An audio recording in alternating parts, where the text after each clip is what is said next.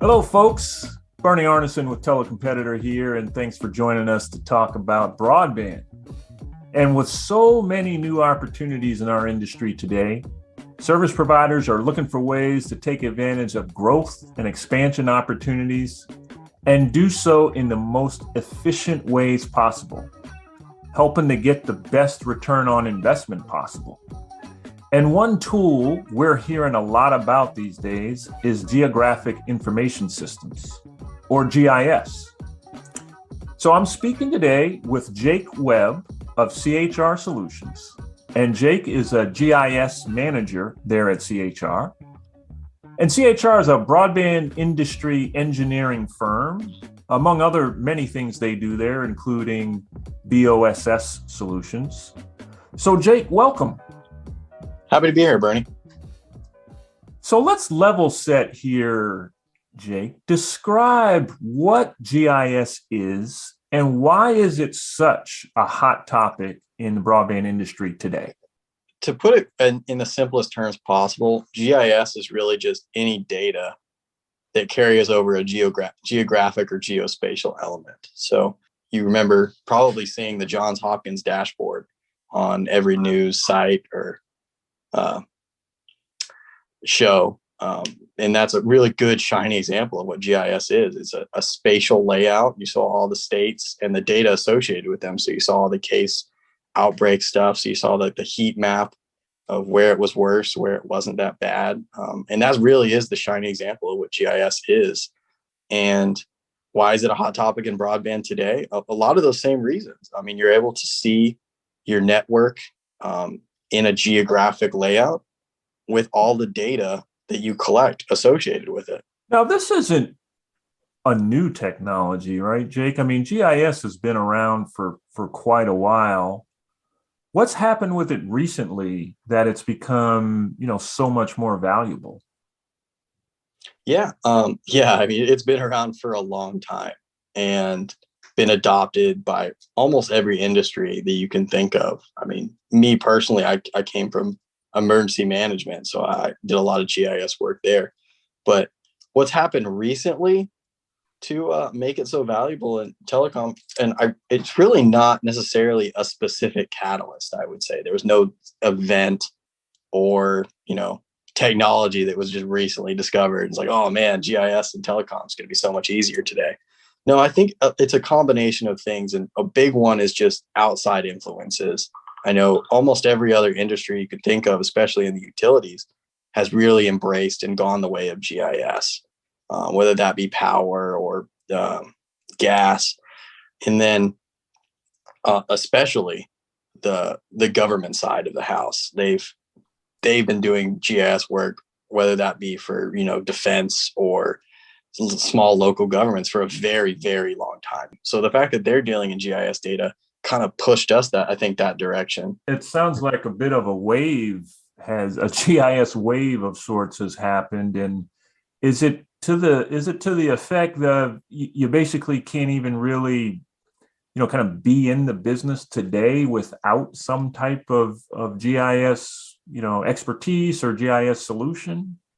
I think it's definitely moving in that direction where you're going to have some level of GIS to really get along in this industry going forward. I mean, if you look at all the data associated with the infrastructure bill that the government put out, I mean, it's all in the GIS format, which means that they're probably going to want that stuff reported back to them in a GIS format. So it is going to be increasingly more difficult for entities that don't want to embrace GIS to continue doing work moving forward. That's kind of exactly where I was going, is kind of all of this wave of broadband funding. And as you mentioned, most of it coming from the government, whether that's federal or state and local. And the fact that they've embraced GIS in the way you have, kind of, if you're not there already, you better get there soon, right? Yeah, absolutely.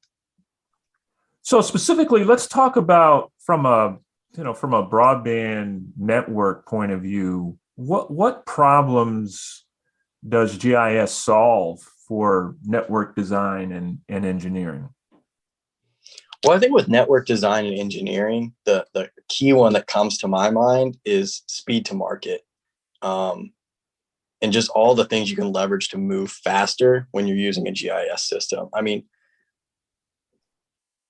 primarily I'm going to talk about like Esri-based systems, or the Esri environment suite of softwares, applications, and what have you. But there's definitely other options out there. But when you use those tools, you can really move through like the fielding stage, the design stage, permitting, all that a lot quicker than if we were talking about a traditional way. And when I say traditional, I'm talking about like paper and pen. So instead of having a fielder out there with, a piece of paper and he's jotting down his notes and, on the network build, he's actually creating that on his phone or tablet, drawing it in there, syncing it, and then the folks in the office have that at their fingertips within minutes or days, depending on, network connectivity for that field staff. So you're able to just move through that whole process so much quicker. And when we're talking about all this new funding and stuff that's coming out right now, getting that speed to market so you can get your return on investment quicker is just, I think it's going to be king going forward. From a GM CEO perspective, what's the impact of this on the business and long-term business? Analytics and stuff you're able to leverage out of the data can help you make better decisions when you're at that level. Like you're able to quickly and easily get this data at your fingertips to make those informed decisions. So let's talk about demand aggregation or pre-marketing, as it's sometimes called. What role does GIS play there? So it just helps you move through that stage more efficiently, I believe. Like you can go out there and find parcel data from any county or government organization, mostly in the United States. Go translate that into subscribers. Maybe you might be able to find a poll layer quickly and easily, or you can just populate your own fairly simply, and then create like those really easy high level metrics to get you information to know like, oh, do I want to build here or not? So I've heard this concept that GIS helps keep data alive. And I got to be honest, I never knew data died, but help me understand this concept of keeping data alive and why that's important. I guess when you say a data would die, if you think about it, like maybe a Word document you have on your computer, right? If you file that away on your computer, is it really a living document, or is it just, is it just the same as if you had taken that Word document, printed it out, and put it in a file cabinet next to your desk? It's kind of not living. No one else can edit it. No one else can change it. If you were to retire one day and didn't tell anyone where that piece of paper was, it's nowhere to be found. It probably just gets lost to the ether.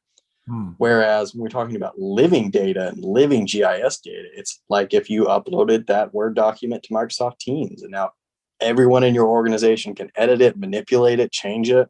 It's now a living document.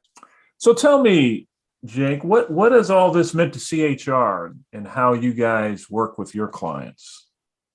Oh, I mean, it's definitely been a major change up for how we work with our clients. And I think huge benefits we've seen are just communication between our clients and us.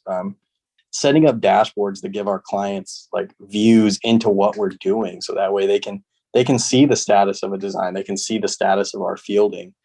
I think another big piece that I would be remiss if I didn't mention is just how much I think quality control we're able to implement using GIS services as opposed to where it was old style just drawings.